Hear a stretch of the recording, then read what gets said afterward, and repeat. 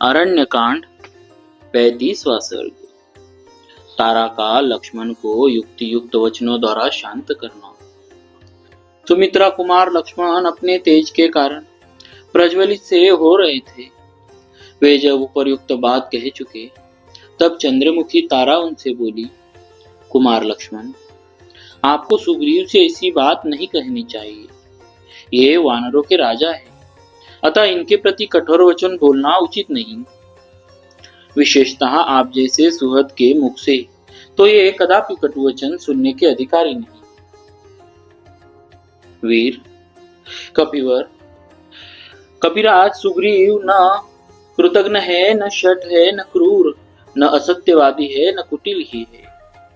वीर लक्ष्मण, श्री रामचंद्र जी ने इनका जो उपकार किया है वह युद्ध में दूसरों के लिए दुष्कर है। उसे इन वीर कपिराज ने कभी भुलाया नहीं है।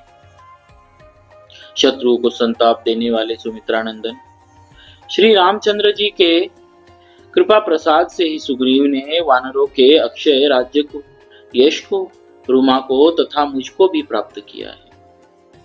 पहले इन्होंने बड़ा दुख उठाया, अब इस उत्तम सुख को पाकर ये इसमें ऐसे रम गए कि इन्हें प्राप्त हुए समय का ज्ञान ही नहीं रहा। ठीक उसी तरह जैसे विश्वामित्र मुनि ने मेनका में आसक्त हो जाने के कारण समय की सुध बुध नहीं रह गई थी। लक्ष्मण कहते हैं, धर्मात्मा महामुनि विश्वामित्र ने घृताची मेनका नामक अप्सरा में आसक्त होने के कारण 10 वर्ष के समय को एक दिन ही माना था। काल का ज्ञान रखने वालों में श्रेष्ठ महातेजस्वी विश्वामित्र को भी जब भोगासक्त होने पर काल का ज्ञान नहीं रह गया, तब फिर दूसरे साधारण प्राणी को कैसे रह सकता है। सुमित्रा कुमार लक्ष्मण, आहार, निद्रा और मैथुन आदि जो देह के धर्म है, जो पशुओं में भी समान रूप से पाए जाते हैं, उनमें स्थित हुए ये सुग्रीव पहले तो चिरकाल तक दुख भोगने के कारण थके, मांदे एवं खिन्न थे। अब भगवान श्री राम की कृपा से इन्हें जो काम भोग प्राप्त हुए उनसे अभी तक इनकी तृप्ति नहीं हुई, इसीलिए इनमें कुछ असावधानी हो गई। अतः परम कृपालु श्री रघुनाथ जी को यह इनका अपराध क्षमा करना चाहिए। तात लक्ष्मण, आपको यथार्थ बात जाने बिना साधारण मनुष्य की भांति सहसा क्रोध के अधीन नहीं होना चाहिए। पुरुष प्रवर, आप जैसे सत्वगुण संपन्न पुरुष विचार किए बिना ही सहसा रोष के वशीभूत नहीं होते हैं। धर्मज्ञ, मैं एकाग्र हृदय से सुग्रीव के लिए आपसे कृपा की याचना करती हूँ। आप क्रोध से उत्पन्न हुए इस महान क्षोभ का परित्याग कीजिए। मेरा तो ऐसा विश्वास है कि सुग्रीव श्री रामचंद्र जी का प्रिय करने के लिए रुमा का, मेरा, कुमार अंगद का तथा धन धान्य और पशुओं सहित संपूर्ण राज्य का भी परित्याग कर सकते हैं। सुग्रीव उस अधम राक्षस का वध करके श्री राम को सीता से उसी तरह मिलाएंगे जैसे चंद्रमा का रोहिणी के साथ संयोग हुआ। कहते हैं कि लंका में 100,000 करोड़ 36 अयुत 36,000 और 3600 राक्षस रहते हैं। वे सब के सब राक्षस इच्छानुसार रूप धारण करने वाले तथा दुर्जय है।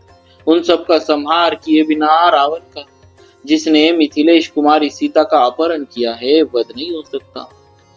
लक्ष्मण, किसी की सहायता किए बिना अकेले किसी वीर के द्वारा न तो उन राक्षसों का संग्राम में वध किया जा सकता है और न क्रूर कर्मा रावण का है। इसीलिए सुग्रीव से सहायता लेने की विशेष आवश्यकता है।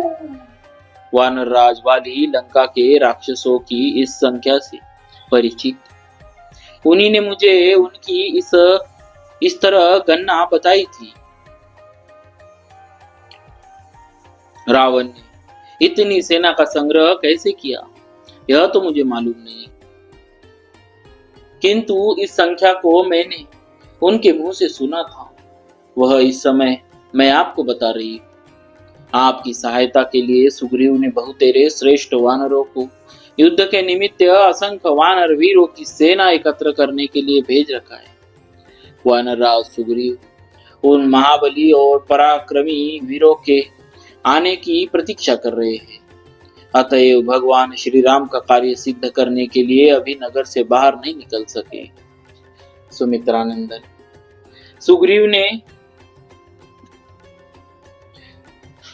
सुग्रीव ने उन सब के एकत्र होने के लिए पहले से जो अवधि निश्चित कर रखी है उसके अनुसार उन समस्त महाबली वानरों को आज ही यहाँ उपस्थित हो जाना चाहिए। शत्रुदमन लक्ष्मण, आज आपकी सेवा में कोटि सहस्त्र 10 अरब रीछ 100 करोड़ 1 अरब लंगूर तथा और भी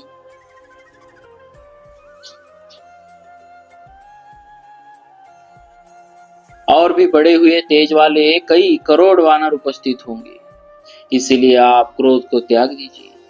आपका मुख क्रोध से तमतमा उठा है और आंखें रोष से लाल हो गई। यह सब देखकर हम वानर राज की स्त्रियों को शांति नहीं मिल रही है।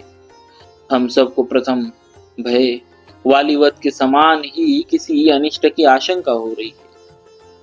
इस प्रकार श्री वाल्मीकि निर्मित आर्ष रामायण आदि काव्य के किष्किंधा कांड में 35वां सर्ग पूरा हुआ। बोलिए श्री सीताराम जी महाराज की जय। भक्तवत्सल भगवान की जय।